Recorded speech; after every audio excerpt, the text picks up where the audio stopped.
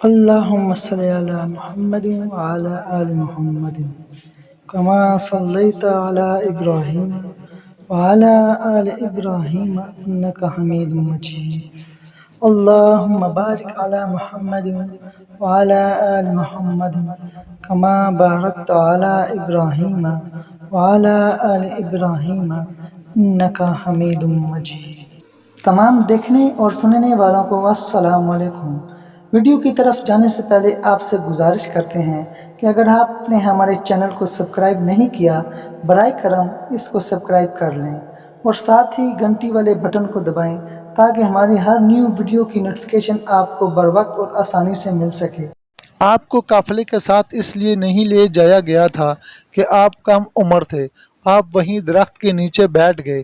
ادھر بحیرہ نے لوگوں کو دیکھا اور ان میں سے کسی میں اسے وہ صفت نظر نہ آئی جو آخری نبی کے بارے میں اسے معلوم تھی، نہ ان میں سے کسی پر وہ بدلی نظر آئی، بلکہ اس نے عجیب بات دیکھی کہ وہ بدلی وہیں پڑاؤ کی جگہ پر ہی رہ گئی تھی۔ اس کا صاف مطلب یہ تھا کہ بدلی وہیں ہے جہاں اللہ کے رسول ہیں۔ تب اس نے کہا، اے قریش کے لوگو، میری دعوت سے آپ میں سے کوئی بھی پیچھے نہیں رہنا چاہیے۔ اس پر قریش نے کہا، اے بحیرہ، جن لوگوں کو آپ کی اس دعوت میں لانا ضروری تھا ان میں سے تو کوئی رہا نہیں، ہاں ایک لڑکا رہ گیا ہے جو سب سے کم عمر ہے۔ بحیرہ بولا، تب پھر مہربانی فرما کر اسے بھی بلا لے۔ یہ کس قدر بری بات ہے کہ آپ سب آئیں اور آپ میں سے ایک رہ جائے، اور میں نے اسے آپ لوگوں کے ساتھ دیکھا تھا۔ تب ایک شخص گیا اور آپ کو ساتھ لے کر بحیرہ کی طرف روانہ ہوا۔ اس وقت وہ بدلی آپ کے ساتھ ساتھ چلی اور تمام راستے اس نے آپ پر سایہ کیے رکھا۔ بحیرہ نے یہ منظر صاف دیکھا، وہ اب آپ کو اور زیادہ غور سے دیکھ رہا تھا اور آپ کے جسم مبارک میں وہ علامات تلاش کر رہا تھا جو ان کی کتب میں درج تھیں۔ جب لوگ کھانا کھا چکے اور ادھر ادھر ہو گئے تب بحیرہ آپ کے پاس آیا اور بولا، میں لات اور عزیٰ کے نام پر آپ سے چند باتیں پوچھنا چاہتا ہوں، جو میں پوچھوں آپ مجھے بتائیں۔ ان کی بات سن کر آپ نے فرمایا، لات اور عزیٰ بتوں کے نام ہے، نام پر مجھ سے کچھ نہ پوچھو، اللہ کی قسم مجھے سب سے زیادہ نفرت انہی سے ہے۔ اب بحیرہ بولا، اچھا تو پھر اللہ کے نام پر بتائیں جو میں پوچھنا چاہتا ہوں۔ تو آپ نے فرمایا، پوچھو کیا پوچھنا ہے۔ اس نے بہت سے سوالات کیے، آپ کی عادات کے بارے میں پوچھا۔ اس کے بعد اس نے آپ کی کمر پر سے کپڑا ہٹا کر مہر نبوت کو دیکھا، وہ بالکل ویسی ہی تھی جیسا کہ اس نے اپنی کتابوں میں پڑھا تھا۔ اس نے فوراً مہر نبوت کی جگہ کو بوسہ دیا۔ قریش کے لوگ یہ سب دیکھ رہے تھے اور حیران ہو رہے تھے، آخر لوگ کہیں بغیر نہ رہ سکے، یہ راہب محمد صلی اللہ علیہ وسلم میں بہت دلچسپی لے رہا ہے، شاید اس کے نزدیک ان کا مرتبہ بہت بلند ہے۔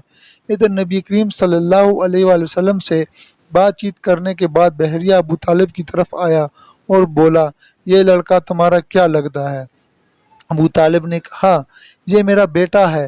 اس پر بحیرہ نے کہا، نہیں، یہ تمہارا بیٹا نہیں ہو سکتا، یہ نہیں ہو سکتا کہ اس کا باپ زندہ ہو۔ ابو طالب کو یہ سن کر حیرت ہوئی، پھر انہوں نے کہا، دراصل یہ میرے بھائی کا بیٹا ہے، ان کا باپ کہاں ہے؟ وہ فوت ہو چکا ہے، اس کا انتقال اس وقت ہو گیا تھا جب یہ ابھی پیدا ہی نہیں ہوئے تھے۔ یہ سن کر بحیرہ بول اٹھا، ہاں یہ بات صحیح ہے، اور ان کی والدہ کا کیا ہوا؟ ان کا ابھی تھوڑا عرصہ ہی پہلے انتقال ہوا ہے۔ یہ سنتے ہی بحیرہ نے کہا، بالکل ٹھیک کہا، اب تم یوں کرو کہ اپنے بھتیجے کو واپس وطن لے جاؤ، یہودیوں سے ان کی پوری طرح حفاظت کرو، اگر انہوں نے انہیں دیکھ لیا اور ان میں وہ نشانیاں دیکھ لیں جو میں نے دیکھی ہیں تو وہ انہیں قتل کرنے کی کوشش کریں گے۔ تمہارا یہ بھتیجا نبی ہے، اس کی بہت شان ہے، ان کی شان کے بارے میں ہم اپنی کتابوں میں بھی لکھا ہوا پاتے ہیں، اور ہم نے اپنے باپ داداؤں سے بھی بہت کچھ سن رکھا ہے۔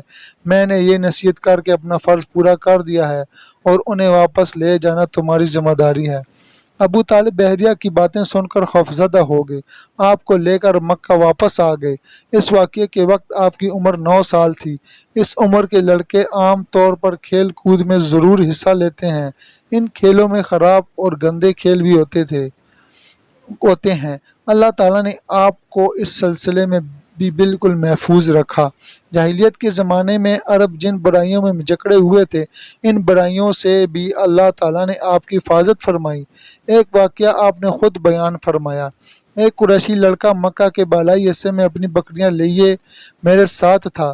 میں نے اس سے کہا، تم ذرا میری بکریوں کا دھیان رکھو تاکہ میں قصہ گوئی کی مجلس میں شریک ہو سکوں۔ وہاں سب لڑکے جاتے ہیں۔ اس لڑکے نے کہا، اچھا۔ اس کے بعد میں روانہ ہوا۔ میں مکہ کے ایک مکان میں داخل ہوا تو مجھے گانے اور باجے کی آواز سنائی دی۔ میں نے لوگوں سے پوچھا، یہ کیا ہو رہا ہے؟ مجھے بتایا گیا کہ ایک قریشی کی فلاں شخص کی بیٹی سے شادی ہو رہی ہے۔